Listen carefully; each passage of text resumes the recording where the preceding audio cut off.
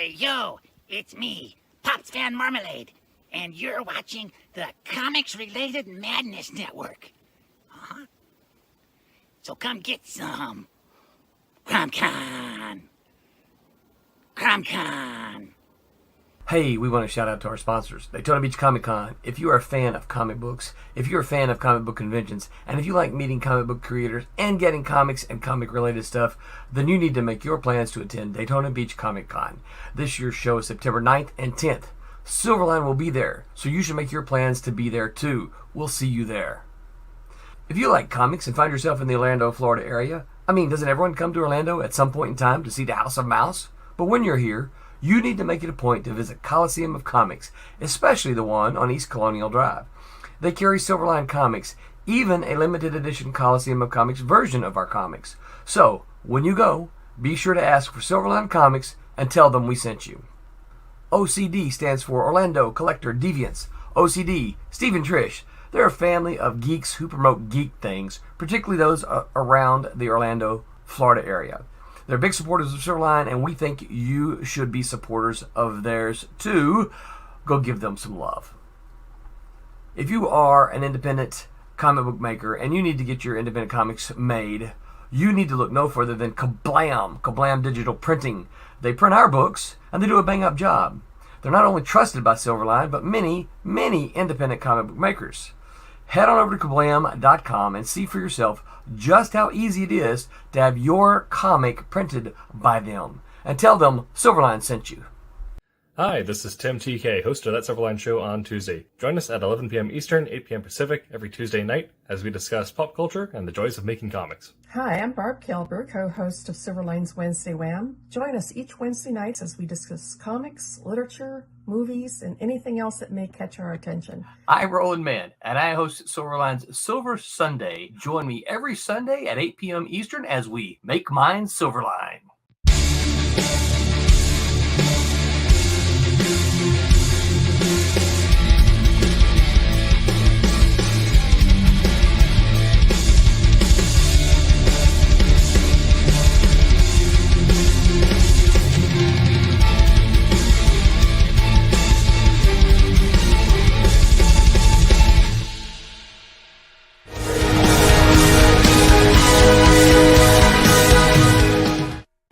Hello, Internet, and welcome to That Silverline Show on Tuesday. I'm your host, Tim TK, and I'm joined, as always, by Kasisi Harris. Hey, how you doing? And David Rios. Hi, hello. And we would normally be joined by Jose Fuentes. However, he is currently catching up on sleep, so he's probably passed out over his art desk at the moment. So hopefully we'll hear from him again next week. But tonight we'll carry on as we always do. Tonight we'll be talking about art theory versus art in practice. So this will be the rules, methods, and modalities of writing, drawing, coloring that you are taught when you're first starting out, either going through a program or apprenticing or self-learning, and the correct way of doing things versus the way that things actually get done, and the fun ways you find methods to break the rules, either to achieve an effect or just to be more productive.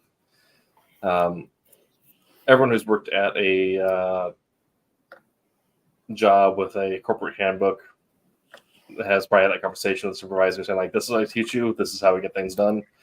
The same can be said for a lot of different fields, including the creative ones, so we'll be talking about those. Just make sure you don't violate your OSHA handbook, because we definitely never break those. Yeah. Because you see the safety auditor is just maintaining a straight face. Can't comment.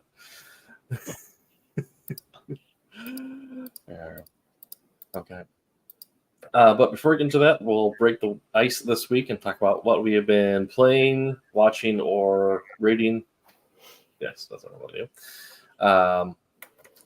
So I'll open up. Kasisi, what forms of media have you taken in this week? This week so far, nothing. Just been pretty much work. Yeah. Over the weekend, played a little Final Fantasy, but that's about it. Nice. There you go. Okay. And it's Final Fantasy 14. Yeah. 14. Yeah. Okay. I haven't had a chance yet to hop onto Rebirth. I don't know if you have yet, or Say it again. I haven't had a chance to hop on Rebirth yet, so I don't know. No. Yeah, it's been sitting in my queue. No. Okay. David, what about yourself? Since last Tuesday, what have you taken in terms of media, reading, watching, playing, listening? Well, I did. It hasn't been taken a lot of time, but I did take some time out to go and on May the 4th to go into the Lego store and Nice. did manage to pick up the UCS TIE Interceptor. So I'm looking forward to building that whenever I can find some time. It's next to my other ones. Yeah. I did. Didn't take a lot of time, but I ended up watching the Tales of the Empire. Okay. So I enjoyed those. Did get my catch up on my X-Men 97, Nice. You still got to do and I did. I've been doing my X-Men 97 homework. Yeah. So this week apparently they're keep forgetting his name. It's DeMaio, I believe. The creator who was behind it that not with it anymore. But he's been giving a lot of information about what some of the things were about and all that. And this he said for this week's episode, do your homework, go and reread some of the X-Men Fatal Attractions series. So those were all the ones that had the small little hologram on the covers. So it was around the 6 issues. So it's dealing with Exodus and and Cortez and the cult of Magneto. So I've been trying to read those. I'm about halfway through. Those are very big books comparatively. Those issues are some of the issues 88 pages. Some of the issues, like the Uncanny, was 60 pages. So to read 3 books is pretty much reading about 6 to 8 actual floppies. So I've been trying to feed those in here and there, just as a reminder. I read them years ago. It's just kind of a reminder to go, hey, let's see how this relates to what's going on. So Definitely. I mean, I need to catch up on X-Men 97, but I've been loving it so far. It definitely feels like it's the best product that Marvel's put on screen in a while. Enjoying it. My watching this week, I am in the middle of my annual Bleach rewatch. So I'm currently in the middle of the not the middle, I'm almost at the end of the Arrancar Fight for Karakura Town arc, which makes no sense to anyone who did not watch that particular anime in the early 2000s. But we got more Thousand Year Blood War, which is the second series coming out, as well as the creator of the manga has announced that they're actually writing a new arc in the manga that he's hoping will be adapted into the anime rather quickly. So I feel like I have a lot of Bleach coming up, so I need to be caught up on and have everything committed to memory again. Yeah, I remember just recently I committed to rewatching a series, and that series was a lot of overhead. Whenever you turn around and you say, all right, well, I'm going to commit to rewatching, and you throw out the term Dragon Ball Z, Yeah. then you're up for months. And Yeah. So I did that, I don't know, maybe 6 months ago, 9 months ago, or something like that. Mhm. Just off and on, eating dinner or whatever. It just takes a long time with that many Mhm. episodes. It does. So Yeah, I don't know if I can ever go back and watch Dragon Ball Z. I think I tried to go back and rewatch Kai once recently. I'm like, let's go to Super. there you go. Yeah. We do have a question from Royal Airships in the chat, which we'll get to in a second once we move into our topic. I do have one last thing to mention for my rating this week. It's not quite a comic book, but it is just as nerdy. I'm currently reading through the source book for Sigil and the Outlands for D&D 5th edition. Our ongoing campaign is taking a change in location. So as the Dungeon Master, I am preparing some notes and monsters and interplanar travel wacky goodness. So, as as Dungeon Master and all that, what I've been to you, basically, I've been watching a lot of the Vive la Dirt stuff Yes. out there, and I see a lot of stuff with the the things with the Dungeon Master where he's like, okay, that campaign. Yeah. Go out the window. So you get a lot of that where you throw everything together and then you pretty much have to throw it out the window and move on to something else because of the group that you're with, or I've had to do it once where they managed to bypass an encounter without engaging in combat, actually. And it wasn't even like a matter of me being It's like, oh, we can just skip these pages because you guys actually put together a plan. nice. There's some moments where if they can figure out a way to bypass encounters, I feel really proud of them. Otherwise, like, the exact opposite happened recently, where they decided to challenge a dragon in the dragon's lair, which of course pissed off the dragon, and it's not gonna take that lightly. So they ambushed them, and you have moments like that where you feel like Omni-Man over Invincible. Just thank Mark. There you go. But yeah, for the most part, the way I plan out these storylines, I almost try to do it the same way you would like pre-writing, where I'll create a list of locations, characters in those locations, things they have, things they want done, and dungeons in those locations, and then enemies assigned to those dungeons. So wherever the people wander off to, they're probably going to stumble into a plot hook or onto a dungeon or onto something else or find a MacGuffin. And then they'll kind of inform me on where the story's going. And then by the time that, they follow this MacGuffin for so long, they're already deeply invested without realizing it, and they're not wandering off doing other stuff. They're just trying to follow through to see where this ends. Okay. Nice. Okay. So like I said at the top of the show, we're talking about art and theory versus art and practice, and you already have a question in the chat. And if you want to chat along and you're listening on any streaming service or podcast service after the fact, head on over to YouTube or Twitch, go to Silverline Comics, subscribe to us. You'll get notified when we go live, so that way you can chat along live with us, just like Royal Airships did. That question being, I've heard that complementary colors are being debated and that they're no longer complementary. Is it all myth, or is it just art majors who need to write thesis papers? It's not necessarily that they're no longer complementary or that it's a myth. It's that as we get better at refining inks and pigments and creating pigment recreations in the digital space, you keep on getting more and more sub-variations. Like, I'm not sure that David would have the mental capacity to name you all the different shades of blue, for example. And coloring is his job. So the way that like the color wheel works is that you take the exact opposite of things, right? And you're like, that's the complementary.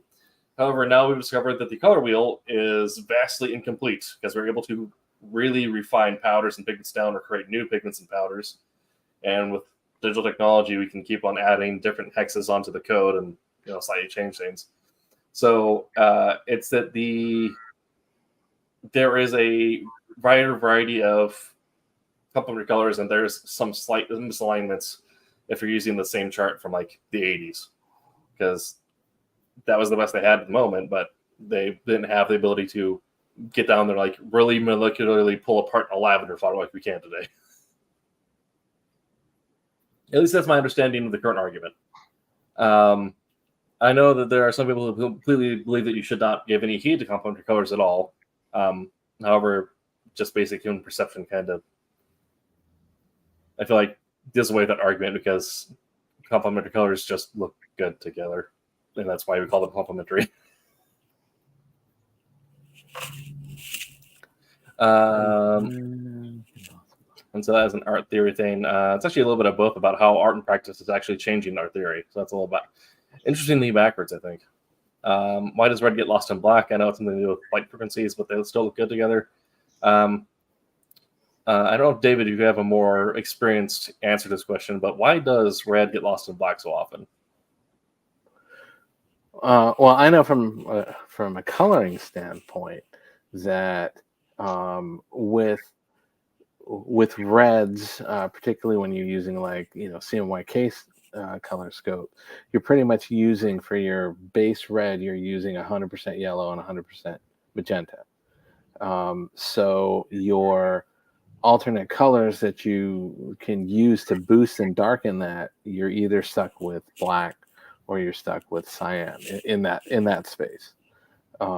So what I see, I'm not sure if this is exactly what he's looking for, but what I see is a lot of artists will tend to throw a lot of black in there, and that tends to muddy it and does tend to make things blend a lot more and blur a lot more.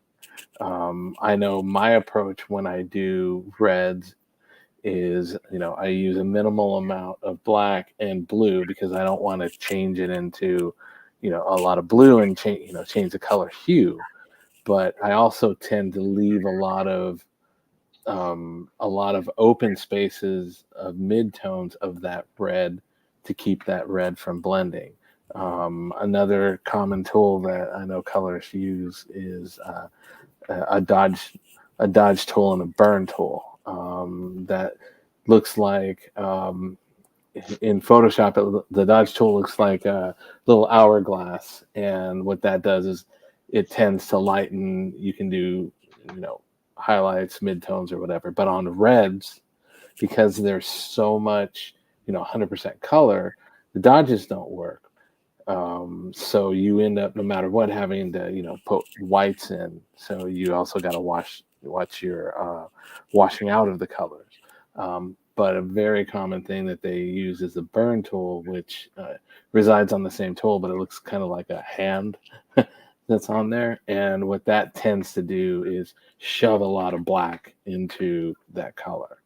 So it really brings those reds into that black space if you put a lot of black. So what I tend to do, like I said, is I tend to go and limit the shadow areas into a certain amount of K, certain amount of cyan, and say, all right, well, that's as dark as I'm going. I'm going to leave more of the midtones and the reds, and then cut in sharp areas of white to compensate for that. And the color that works very similar to that is yellow, because the yellow is 100% yellow, and you can tend to very much muddy that out as well. So you got to kind of balance out your almost no blacks at all in yellow. So you kind of balance out a little bit of red, a little bit of cyan, or magenta and cyan, to get those slightly darker colors. But you got to watch, because like the reds, that can take a complete color shift on its own. So I'm not sure if that answers Rory's question or not, but that's what I see with a lot of the blending of the blacks. And also red tends to, a lot of red people use, drawing, they use a red pencil, because red photographs as black, like in copies and stuff like that. So there is also a common thing with that they use red to, in place of black on some of the scans and stuff like that. All right, thumbs up. Thumbs up, yeah. Good answer there. So, like I said, tonight's topic is going to be on art and theory versus art and practice. We kind of did some answers on art and practice and how that might actually influence art theory. Being colorblind, or more for the answer, moral. Rory, being colorblind, I struggled in every art class I took. If there is a color correction and printing for all the different types of colorblindness, imagine the market corner that could open up. I can say I have experienced that in my family. I'm obviously not colorblind, but my dad is, and I see a lot of things with things like browns. He'll see as greens. It all depends on what your level is and all that, but because I think what it is he sees a lot of those tones are of equal value, and he'll say, go pick a, go bring that toolbox over there. That's that green toolbox, and I'm like, we don't have a green toolbox. Which that one right there. It's like, oh, the brown one? Yeah. That's that. Because, like I said, a lot of it is, tonals, variations, darkness, saturations, and stuff like that are very similar between those colors. Same browns and greens, red and greens. I tend to see the shade, not the hue. Yeah. Like I said, we're talking about art theory versus art and practice. Where I did some talking about how art and practice may influence art theory, which I guess will lead into our initial bit here, and then what the two are. And just as a super top level introduction to the topic, art theory is what you're taught in school, or when you're learning the correct way of doing things, or the way that things have been studied for so long. And this is true for both visual art as well as writing and any other art. Well, musical art, there's a whole bunch of music theory. There's a theory for crafting film. Pretty much every art has a prescribed science behind it. And we're kind of talking about how color theory, and I'm sure David, you could talk to this about. There is a taught way of how you shade things and how you create palettes by using complementary colors or tritones or things like that that you were introduced to when you first got into coloring. Yeah, well, there's the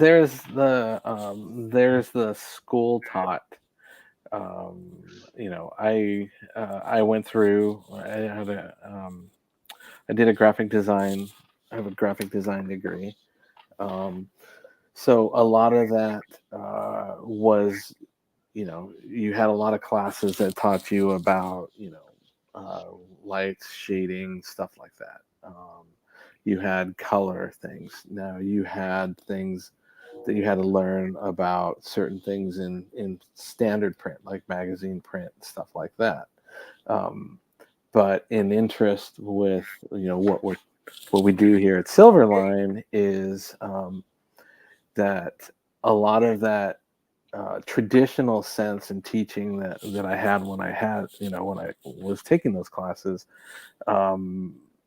that's a good foundation. But when you start applying it to things like comics, you're dealing with a lot of things that are you're purposefully pushing colors, like complementary colors. And you think about a lot of the outfits. You think about, okay, well, look at Superman's outfit.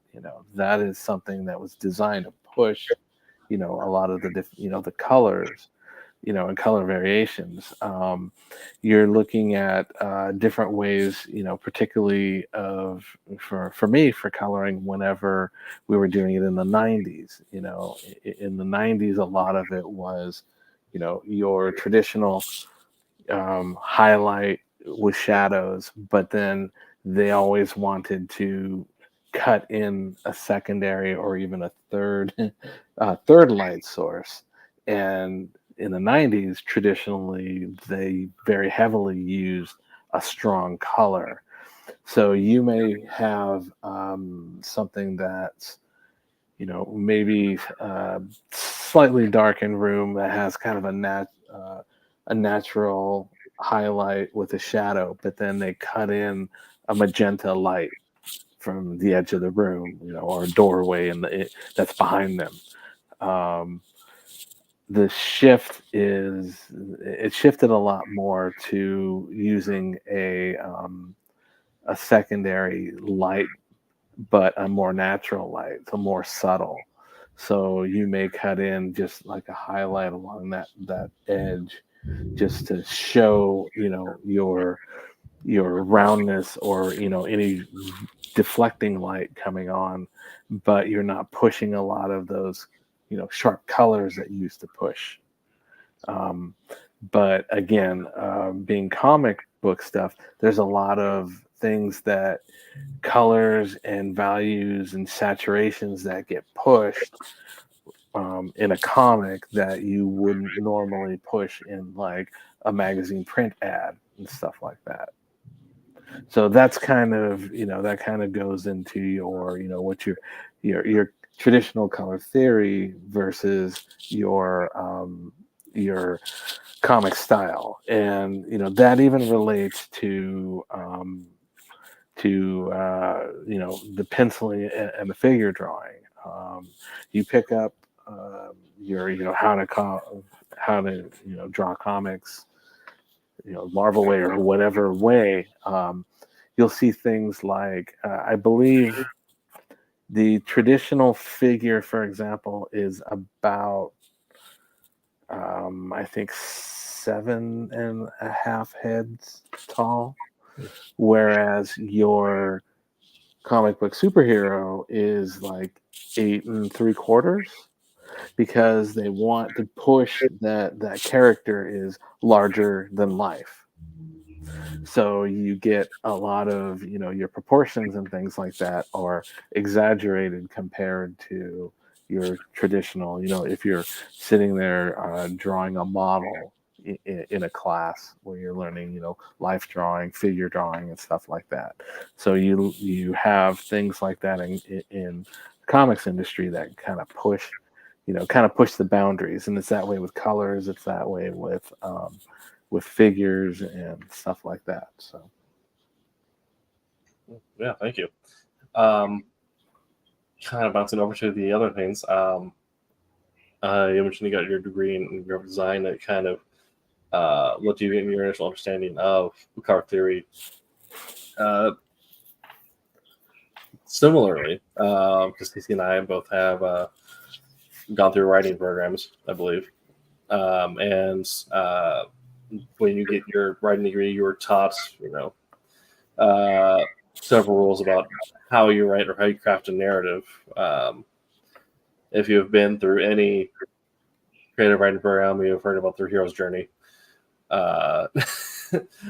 Chekhov's gun, mirror characters, character archetypes, as well as ways to structure scene, pacing, how you handle the ebb and flow, like high scene versus low scene, things like that.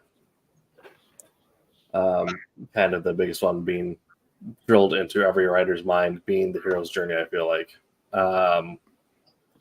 Well, if you have a program that allows you to do fiction writing, like genre writing, you get the hero's journey a lot. Mm-hmm. The idea that your hero has inciting incident, goes through transformation, meets a mentor, goes through a false death, comes back, takes the elixir or the lesson learned or whatever, comes back and completes the circle back at home. All storytelling is circular. Cyclical.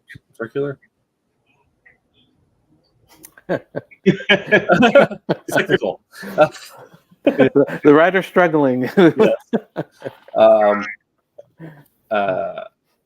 And if you have a writing program where you're not taught genre writing, then you are taught literary writing, and then you're taught that everything must be how to construct a metaphor and an analog, and how to fragment the inner voice and all sorts of weird stuff. Ben Percy talks about how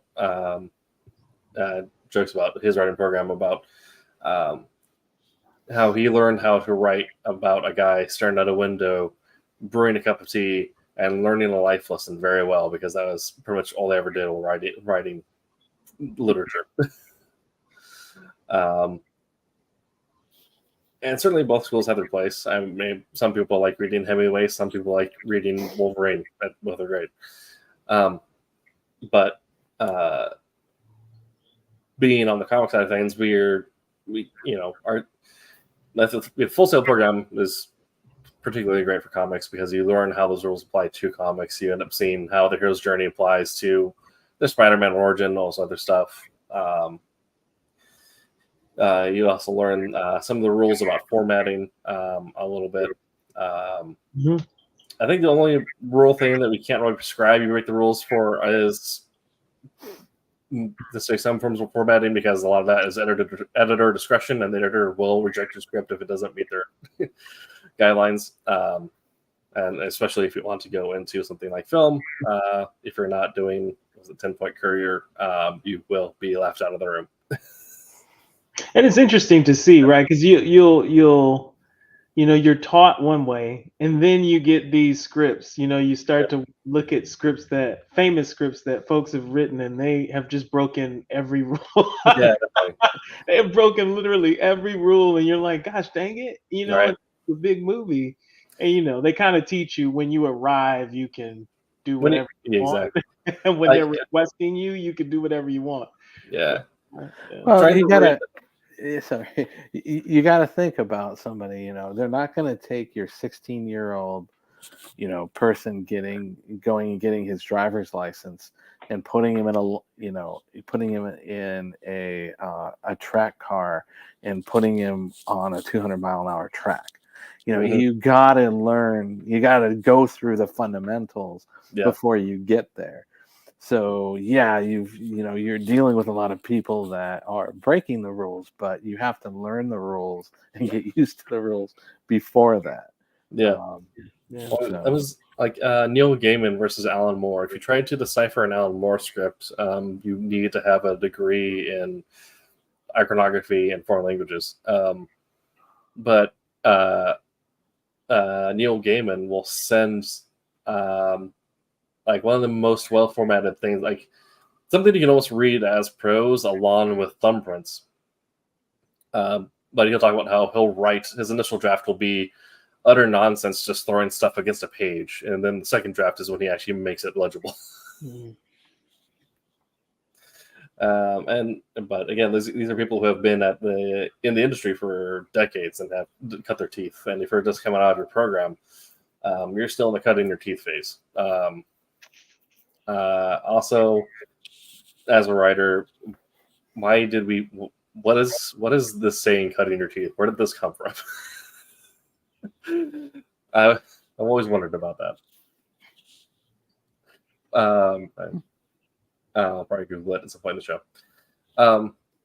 But yeah, I would think initially, following format when you first come out, there's not many ways that you can show competency, right? When you first come out. So if at least you are sticking to the fundamentals that are taught, people can understand that, oh, okay, well, this person has some competency in this thing, right? That's the easiest way as a beginner, I think, to kind of show that competency, even if you have a piece of paper that says you graduated from somewhere. If you can adhere to an agreed upon standard, then it shows, oh, okay, they can at least do that, right? As opposed to having done it for years, they're requesting you, so obviously you're going to get it the way I give it to you because you know that I'm highly competent in what I do. You're not questioning that, so you don't care what format the highly competent person gives it to you. So it makes sense, but it's funny when you're young and you're looking at it like, what the heck? They got pictures and everything like in there to describe it. It's funny. Well, this actually makes a lot of sense. I looked up the etymology of cutting your teeth. So it comes from when babies are first growing their teeth, the Oh, yeah. the teeth appear to cut through the gums rather painfully. And so the process of you growing your teeth, you growing your skills, it's going to be painful. You're going to make some crap. But in doing that, following a format and the theory prescribed to you oftentimes removes the amount of things you can get wrong. And so when you're first looking for a location, you get the editor's guidelines, and great, it tells you like this is exactly the kind of script they want. This is great. This is, you know, it matches up to what I was taught, or it's slightly different, and I can make that adjustment. You have one of the rules of writing you're taught, which is very hard to follow on if you're working in comics, but you know, you find your own way. Write what you know. I'm not sure how relatable Stanley was to a 16-year-old boy who got bitten by a spider, but you know, you make do with what you got.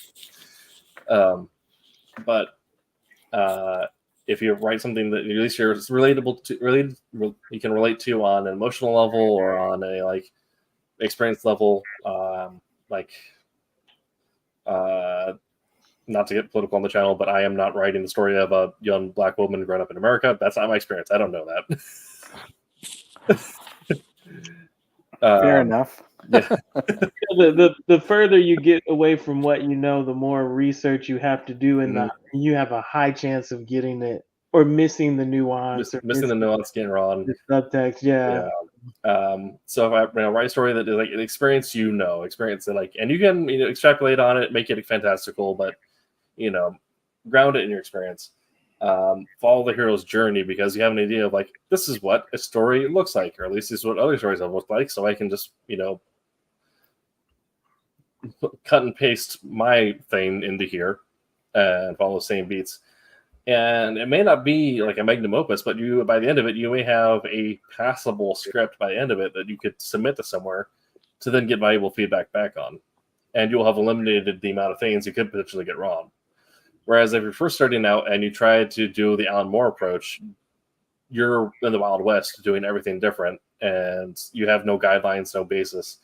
You're going to be floundering, just kind of throwing crap at the page, and then when you get a form injection back with no notes, it's because they have no idea how to decipher what you sent them.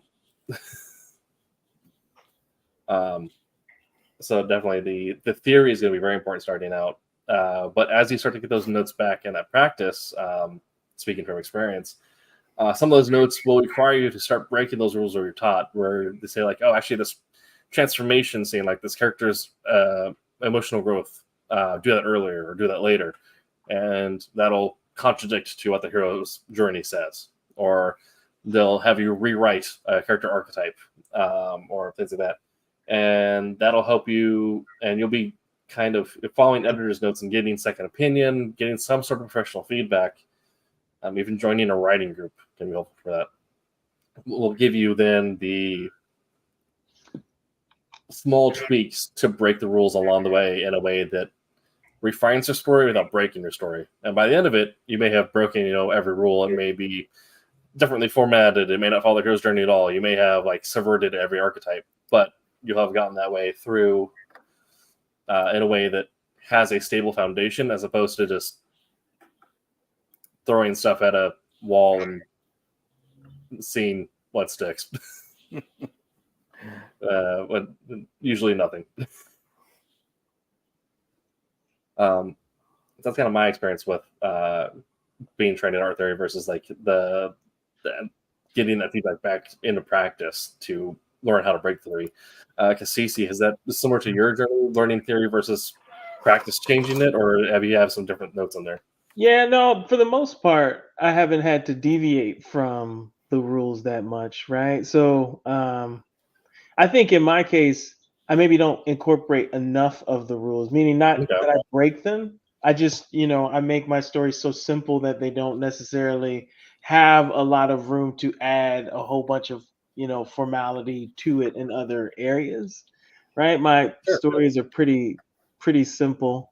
And I like to stay grounded in that foundation because I'm trying to master it, right? I still think I'm on the lower end. So the foundation is the comfort zone for me right now, right? Deviating outside of that, even though I can see examples of it, and you can kind of study a lot of the examples that don't necessarily follow the logical path to tell a story too. And I kind of resist doing that right now, just so I can be fluent in the foundations of the stuff. Sure. So yeah, and most editors' notes that I've gotten back haven't been, because I don't deviate a lot from it. I haven't gotten anything that has told me to deviate from it. Interesting. Minor corrections here and there, or maybe they don't, the character is too on the nose or something like that. Improve your dialogue, which again, I suck at dialogue. Mm. So just trying to gain even the basic understanding of not making everybody sound the same and all that good stuff. I still fight through that stuff. So Yeah. Yeah. This is interesting bit. I think this kind of applies. Also, I feel like the side arc of our Tuesday show is going to be Cassisi's gaining confidence in his artistic skill. Yeah, I mean, I think that I'm on. I think it's good, right? Because you can see perspectives, right? Like, Yeah. hey, this has happened a lot. Hey, this hasn't happened a lot. I'm still going through that thing. Sure. Yeah, I'll let you Definitely. know how it feels when I get there. So. Yeah. Something that I use to help develop voices, and this was particularly helpful in Wolf Hunter because I have British, German, and Romani characters all on this train. I also have an individual who is Afro-Dutch and all that other stuff. And this is something you do not in public and do it in your own room. But theater practice, when you're learning how to voice characters or whatever, is to watch film back. If you ever have done like theater, community, or otherwise. I used to do a lot of community theater. You'd watch film of people who are like match the archetype or match the style of your character and just try to emulate their voice. And then as they're doing that, then try to write down the words as they are presented and like either phonetically or in the order they are. Because I mean, even from where we are up in the Northwest down to where David is in California, there's going to be slight differences in the way that sentences are structured. And so just trying to build that mental repetition or mental practice of learning what those differences are. Kind of a fun story that Tom Hardy, when he was playing Bane, would watch a Irish Romani boxer, and that's what he based the voice off of, was this individual's fight tapes. And so he just watched this individual like in his post-fight interviews and just start copying that again and again until I got the Bane voice and Bane's speaking pattern down. But yeah, just doing weird things like sort of like that. But yeah, I mean, I definitely feel like if you keep your story like simple or streamlined, your notes are going to be more so in line with how do we make that feel for the streamlined, right? Because the editor's probably going to get an idea of what you're going for. Like, okay, this is going to be a smooth reading experience. How do we make sure this stays smooth? Wolf Hunter, which I'm going to mention because issue 3 just entered pencils. Issue 2 should be mostly done. The notes for the second issue, I got. For those of you who know Roland, you know that he hates flashbacks. In media ray, only something like in media ray is a art term. That's a writing term, which stands for in the middle of action. Right, that's when you start your story in an action sequence. That is only effective sometimes. There's usually a rule not to do it because you need to establish a connection and emotional response with these characters. Otherwise, like, cool, there's stuff exploding, but I have no idea what's happening. With issue 2, we notes back were how do we start in media ray? How do we start in the action, and how do we make flashback scenes more effective? Because we know that that's a different kind of story. It's a psychological thriller spy story, right? And so having these weird breaks in how your brain is interpreting the pacing are necessary to the experience of the story.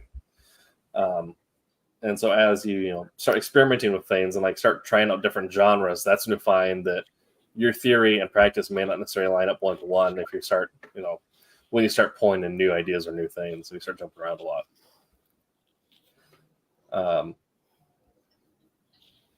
Yeah. we already kind of talked about this a little bit, but specifically as this related to comics books, we don't necessarily have Jose here to talk about the theories behind illustration, but I'm sure David could also talk a little bit to the ideas of like line weight and things like that. But comics are interesting because they are they feel like they should break every little bit of theory imaginable because it is such a weird medium with stories that are, for the most part, entirely unrelatable, especially like if you're looking at capes, right? But the art of it comes into finding the ways to make it relatable. And some of that is done in the hero's journey, but other is done in using strong bits of emotional grounding. Like Wolverine is the guy that's trying to find his family in his home, right? Super relatable. Cybernetic Canadian super soldier that regenerates with amnesia, not so much. But then with these larger than life visual influences that seem more like things created by creators in the 80s after they smoked a little too much of the grain, but that still follow like rules of shading or color palettes that make sense. Like most characters have some form of like tritone or like 5-tone palette, right? That make up how they look because it just looks visually appealing. Or if you break that a little bit, you get something that looks a little horrific sometimes. So getting into this, because you said that your stories are somewhat simple and that you are kind of relying heavily on your foundations and your theory. For the most part. Yeah. What does that experience look like to you? What exactly are you pulling on to create your stories? So when you say that, do you mean the formatting of the story or just the story in general? You can also talk about formatting because creating the script is part of the process. Usually your editors are going to give you notes on how they want it, but it's still involved in that process. Yeah, like in terms of formatting, trying to stick with, see, even now, this is a rule that I'm learning to break. I will say this, when you consider what a page count should be for a comic traditionally versus now in spaces where you can just put it up digitally, do you need to adhere to the same even page count? Do you need to keep the splash pages on even pages for the most part? Today, if I were to make it in print, I of course stick to that. So for Silverline, you would stick to that sort of thing for me. But when I make my own stuff, I don't stick to that anymore because the places where I post it don't really care about a page count, right? And you can see examples where that page count is violated. And I don't have ads and I don't like incorporate the other stuff that you would put in it. So that is a rule I guess I kind of violate. Sure. But in terms of just scripting, lettering, keeping the diamond shape, what you do with eyes and capital I's, stuff like that, I try to adhere to. So I kind of keep those foundational stuff. As far as story construction, man, I will tell you the biggest challenge where I didn't know if I was adhering to, kind of what we were taught was when I had to do multiple, kind of main figures in a story. Like for the most part, I keep mine to there is a single hero. Maybe there are, some sort of archetypes that are the sidekicks to that one person.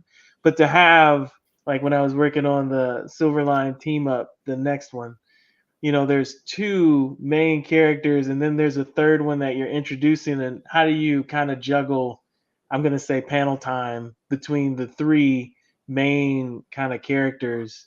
I will say that, you kind of think of an A, B, and C story. You kind of think of the percentage that you want as far as following that 3-act structure, the percentage of pages dedicated to each. But man, I didn't know if I was really adhering to any kind of formal structure for that many main, I won't call them main characters, but that many dominant characters in a storyline.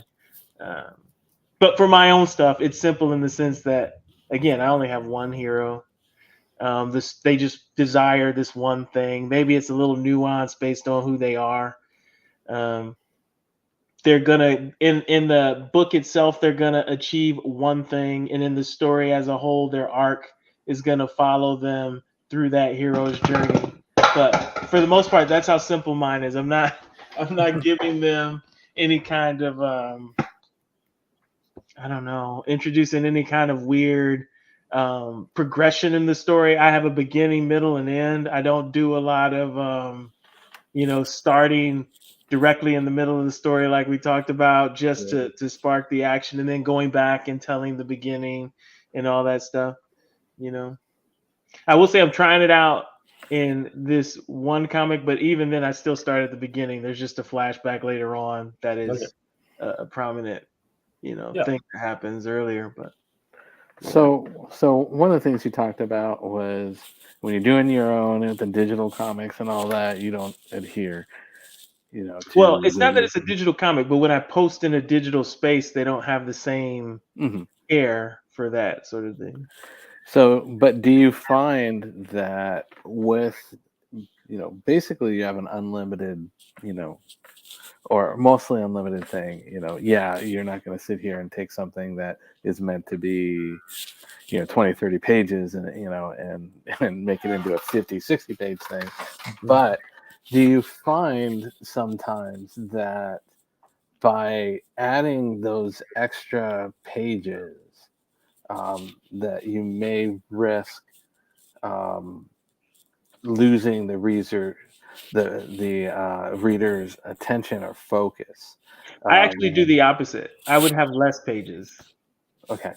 Yeah. Because I know that a big thing, particularly in an editing space on like movies, TV shows, and stuff like that, that there's a big thing on going through and tightening things up. Too small, and then people are like, well, why did you give me a 20-minute half-hour episode? And then you have the other ones that are like, well, you gave me a single episode that's 49 minutes long. So so I know there's a key thing on that, but when you go through, are you factoring a lot of that in? Obviously you're looking at the pace and stuff like that, but you're having to go back and say, hey, I need to turn around and trim some of the fluff because it seems to drag on a little more in this point or that point. I find the opposite, and I spoke about this. I was asking this question of a panel too when I went to a Comic-Con. So much of what we're taught in school, I can't speak for Tim, but so much of what we're taught is like this speed to do something. Like we get taught to condense it. Hey, start with flash fiction, like do all these short, tell the story in the shortest amount of time possible. And so that when I kind of started doing my own stuff, I was speeding through a whole bunch of stuff and not letting anything breathe. Like I wasn't even, and so it was hard for me to figure out, well, man, it felt very uncomfortable to tell a story over even the length of a normal comic book, because it was like, well, man, I'm so used to these like bursts of a story, like in this condensed space. So I kind of tend to do the opposite, and I have to force myself to really let the story breathe, like let panels breathe, like don't be afraid to tell the story a little longer than you normally would so that people can get attached to it. Because I think what happens is, like we mentioned earlier, you have all this stuff happening like in a short space of time, and you're not even relating to what's going on. You're just like, okay, everybody's fighting. So I'm worried about actually keeping a reader in a story now in my that's just my journey right now, as opposed to losing them because I'm telling them too much. Like I'm trying to actually, get them not necessarily married to the story, but actually active and engaged in a whole story, as opposed to just these bite-sized good ideas that I think I have, right? Yeah. And that was something also I kind of dealt with when I first came on my program, and like immediately going into like doing with horror and spy fiction, because horror and spy stuff is notorious for having like kind of long drawn out scenes. But then I started really thinking about like how it's breaking down, and the rate of change is actually very similar, but you can essentially just break down a scene into smaller micro scenes. And I kind of got through this like, really getting into the Alien franchise or like John le Carre novels.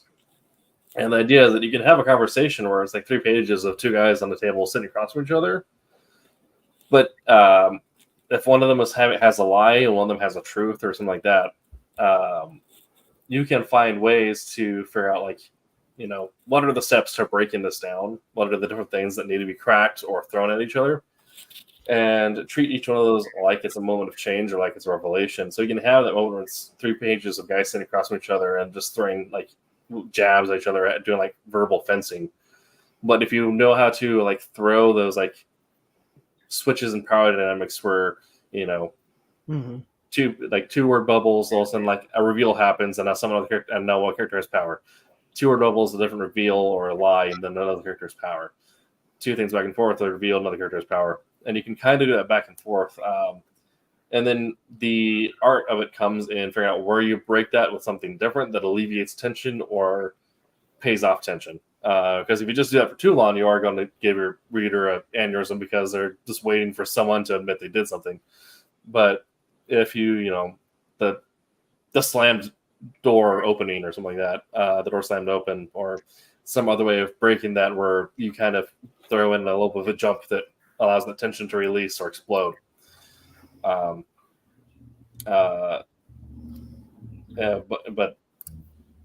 yeah, it is kind of a thing of understanding that you can have a drawn out scene that breathes while also give it a fast pace almost.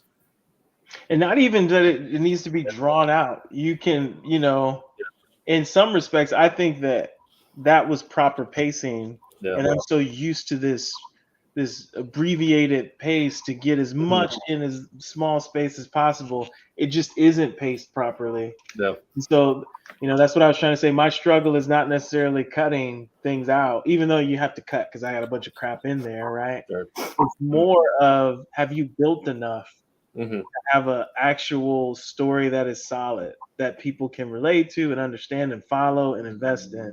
That's kind of where my struggle is. Definitely. That's kind of where was it Ed Glass? Someone had said something like the idea of writing something is you create something that's 5 pages too long and then trim the front, middle, and back. Yeah. Let's see. Well, we kind of talked a lot about writing, but we actually haven't talked too much. We haven't posed too many questions to David on coloring. Well, David also just gave us such a notes answer at the start. But I won't guess I will say this like so. We are now, having been in comics for over 20 years at this point. Do you find that your process of coloring a page or working on a palette or anything like that resembles what you learned, or like the process you learned, or how you first started out? How much of that has changed, or how much of that is the same?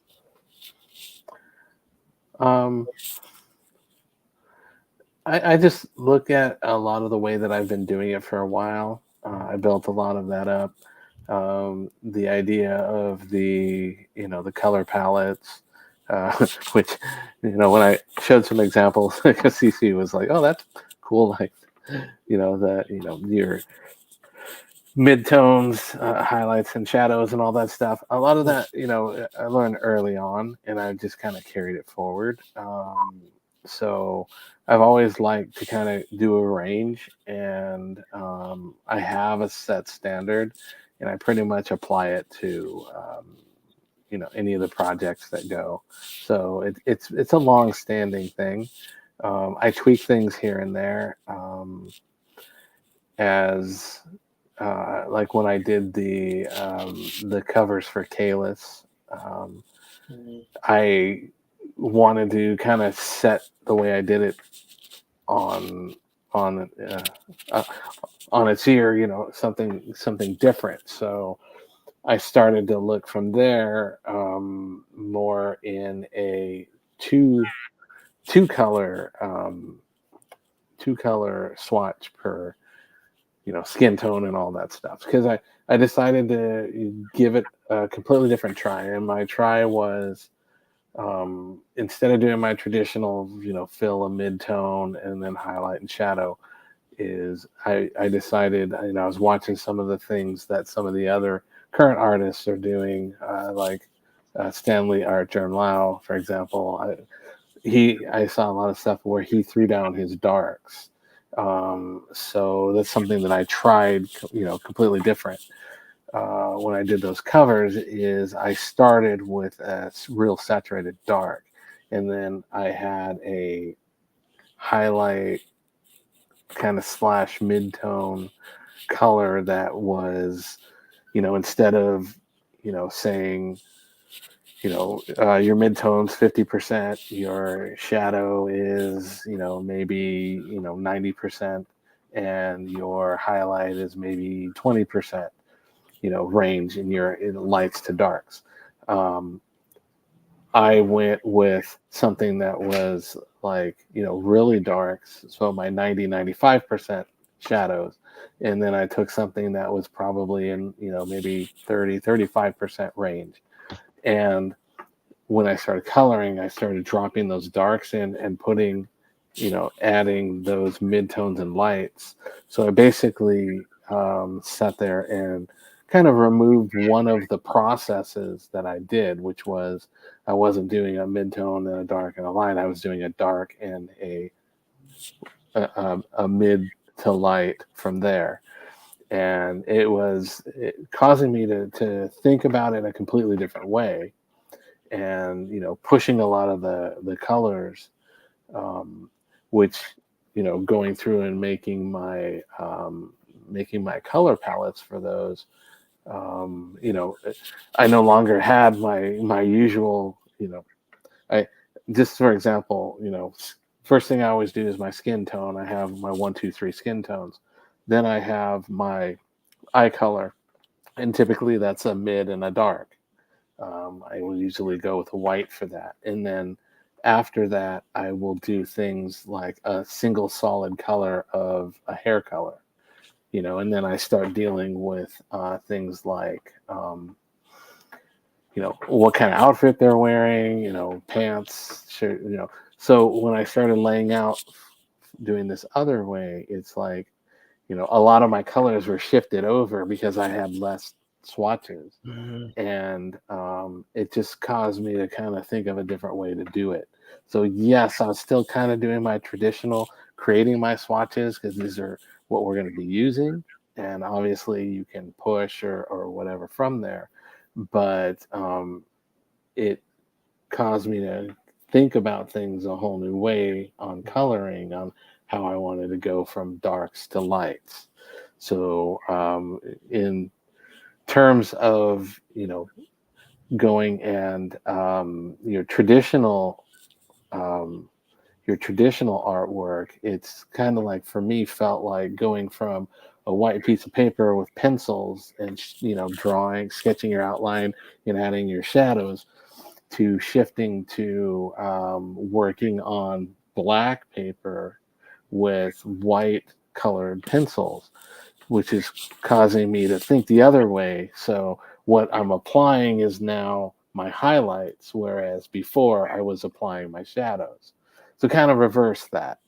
So, that's something that I just decided to try, go completely new, completely different. And it seemed to work. I mean, I think the covers came out okay. So Mhm. I didn't get. I got a little bit of concern initially when I started showing some. Here's some of the things with the darks, and Roland's like, "Whoa, that looks like it's very dark." I'm like, "Hold on, let's add the highlight, the mid-tone, the highlight color, and that kind of balanced it out." Yeah. Is this specifically like the red and black, the red, like the one that's like where the guy is shooting, is like holding the other guy at gunpoint. I think the Yeah, terrorist. both of those covers, that one and the other one where with the comet coming down. Mm-hmm.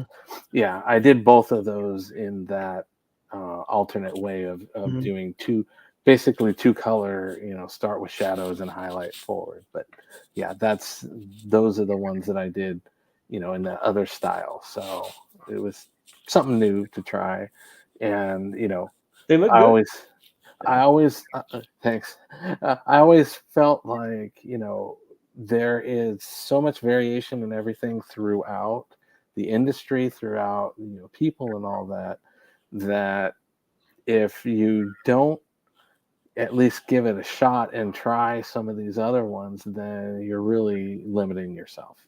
Mm. So, yes, it's good to have, an established way that works, but, if you went that way, I mean, look at some of the old, like McFarlane did the Infinity Inks, I believe. Look at his Infinity Inks and then jump him over to his Spider-Mans and Spawns and all that stuff. If he's stuck in that way, I mean, yeah, he would be, he's in the established, the editors like it and everything, but eventually you have to get your style and all that stuff. And, like we talked about earlier, you have to start the gates out with a good foundation, and that's what, what he had in those early things, is a good foundation. The editors like that, but, then you got to start tailoring to what your strengths are and what you like to play around with, and go from there, and you'll end up with something. But like we said, if you're the person who starts on day one and throws out, I'm going to be Alan Moore, and here's my script, and nobody's ever given you feedback on what works and what doesn't work, yeah, you're gonna have that Be a difficult journey. very difficult journey. Yeah. Hey, this has been an hour on Art Theory for Start and Practice. We've kind of gone through everything that I have taken down in note form. Kind of a abstract topic, but I feel like it's something that is interesting to talk about, especially from the perspective of someone who is first getting into comics or the creative space, because you are coming straight from learning everything, and all of a sudden you are subjected to hearing mentors do something wildly differently or being used to industry standards that are, different or new, or getting weird editor guidelines.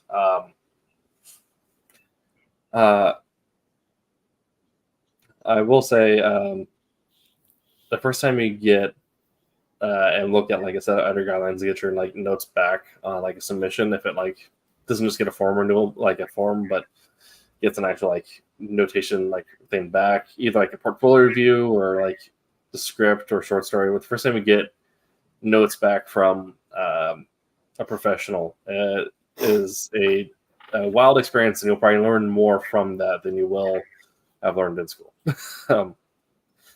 But that is all I have. Did you guys have any other thoughts you wanted to say on this topic?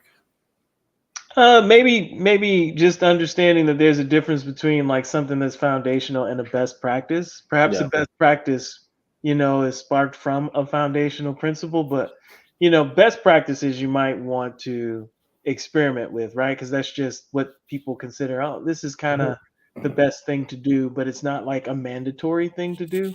Yeah. As opposed to, this is foundational. If your junk doesn't have this, then you're not even getting in the door.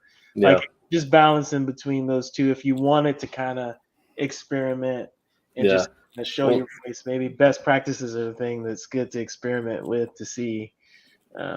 Yeah, I will say, your if you're a writer, your ability to write correctly without typos is, you can't really work around that. It's not much a theory as much as a requirement. Yep. I have seen some scripts in my time as a submissions editor. Also, please match your editor guidelines. That is a nightmare. Work in the slush pile and we get something that's half one way, half another, or yeah. Yeah. things like that. Yeah, and then I know we didn't talk much about the pencils and layouts and stuff like that, but with doing some of the inks, it was nice, getting a lot of perspective on that. I no way, shape a penciler. I mean, I'm very very rough on that. Not a comics penciler. Um, but like Cece said, getting a lot of your foundations and things correctly, and your guidelines are good. But then you also want to look at what type of artwork your project is doing, what working with your writers, if you're a penciler and inker, working with your other creatives and seeing what it is for the book. Because when you're thinking about if you're trying to do like almost photorealistic, um, which kind of an example is seems to be a little more like what a lot of the distillery books are having. They're trying to do some of the more painted photorealistic stuff. If that's the way you go, then you're going to use a lot of your practices, that you've learned going, in school and all that stuff. But then whenever you're dealing with something like if you're dealing with very superhero comic, you need to take that into mind. So, things like you may have varying, line weights. Outlines tend to be a little thicker than interior lines, unless you're establishing, shading areas and stuff like that. And the last thing you want to do is, like you pick up a a .5 pencil, and every line that's on the entire page is a single .5 width line. So variations and learning stuff like that, you're very tailoring to your superhero comics and stuff like that. So that is something that you may not learn in a regular art school, but like the Joe Cooper's the Cooper School and all that stuff, that's where they teach you a lot of those things. So you have a lot of you know that's where some of the schoolwork would come in, and and you would use a lot of the stuff that you learned. But a lot of examples, looking at people's stuff is very helpful, and thinking about and working with your team that you're creating this with will help you drive which direction that they want to go. It could be something that's very crisp. Think of maybe your I don't know, Jim Lee, J. Scott Campbell or something, and then you sit there and you think about your other projects that are very heavyweight, your Mike Magnolia, uh, um, your Jock, a lot of these, heavy line weight, you know, artwork there. So you got to play around with your projects are and be flexible with what your styles are going to be. And when you're starting out, you don't have a lot of experience in that, but that's where you learn and start to pick up this. But you want to stay with your fundamentals and expand on that. So that's pretty much all I have on this stuff. We do want to mention a couple things that Silverline has going on. First is, again, this order form is, I believe, Kalis 3 on the current Diamond order form. Yes. The first series, not the second series that currently, issue number 3 of the first Michaelis is on Diamond Previews. Yeah. Okay, and then also as of Sunday, they launched the Team Up book on Fund My Comics. So go check that out. Tim, you are always so much better at go here and this is it, and these are your options and all that. So I'll leave that to you. I'm just bringing the reminders. I've kind of been I've been kind of under a rock this weekend because I've been working on some woodworking projects, so I haven't exactly seen it's been added. Is the new Tournament comic up? Because Yeah. let's see. Yeah, it should be up. It was live on Sunday. They already got funding on it. Okay, this just doesn't show up in the search. Okay, there we go. Let me present this real quick here. Go. Yes. So if you go to photocomic.com, it wasn't showing up in the search bar, so you may need to find our profile and click on that, which you can do. Wow, all right. Well, you can go to /Silverline. It should come up. Didn't come that time. Anyway, but yes, we are currently running Silverline Team Up number 2. 14 backers. We have raised 65% of our goal, so we're at $646. There is 27 days to go, so a little over a month, a little more over the rest of the month here, going until early June. And like we say before, and have with every campaign, this is a fully completed book. You are not buying a pipe dream. You're not buying something where the creators are going to take the money and run.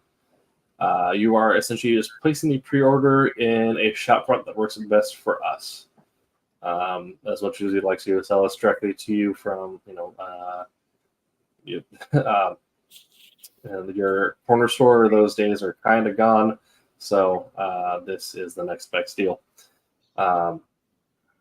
And funding these projects does make sure that the series gets completed, packaged, and put in Diamond. So if you want to see more Silverline in your local comic book store, you can, of course, get your pre-order place here, and that'll help us be in bookstores and help us grow in the future. We do have some added benefits here for if you want to spend a little bit more money, including original arts. You can get brand new commissions from like Tommy Fleur Monty. So not just original pages, but a whole original design as well. Some of these are already sold out, so if you are interested, make sure you jump on those. That's cute. That's Tommy's. Yeah. Tommy's. I forget what he terms it. It's his kid-friendly style. So Yeah, it's like his kid zombie stuff. And of course, you have stuff in there from Resident Brit, Peter Clinton.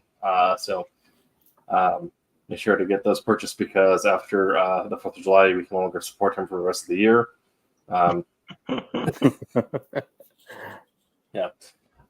Make sure to get your orders placed. Just go to funwaycomic.com/Silverline Comics. Okay.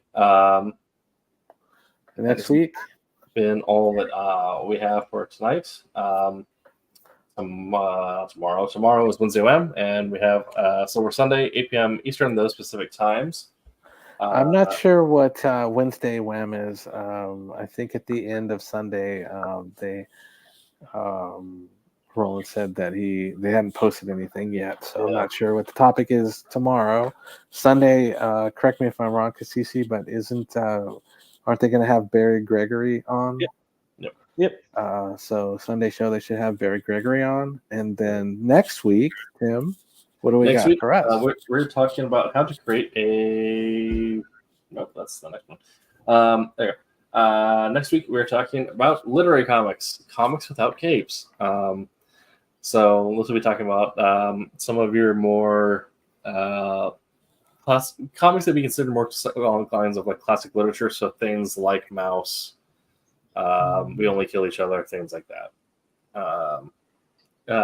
So not necessarily touching heroes. We're kind of doing a little bit. We're going to do kind of if you haven't noticed, that I've tried to segment out our shows into like 3-week teaching units where like cover like the how-tos or here's all about this element or whatever. So we just did all of our stuff on how to get started, how to collaborate, and the last thing being art theory. So kind of talk about like the very early stages, regardless of what career you pick on comics. This is like early days.